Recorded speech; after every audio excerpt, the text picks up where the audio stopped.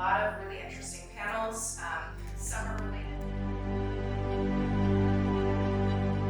So MACECE has a vibrant alumni community of over 4,000 Moroccans and Americans. And we decided to organize an event called Fulbright Futures, empowering alumni driving change, with the goal of supporting our Moroccan alumni who've just come back from their international exchange experience in the United States on Fulbright, and giving them the opportunity to discuss how they can reintegrate into Morocco, into their local communities, into the workforce, and how they can make an impact on Morocco's national development.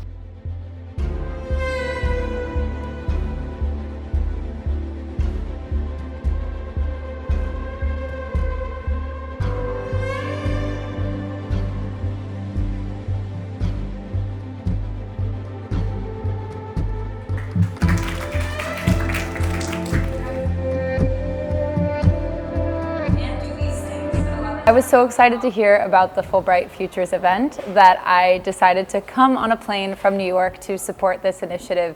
I continue to be engaged with not only Fulbright alumni in Morocco, but also talking about Fulbright all the time in New York.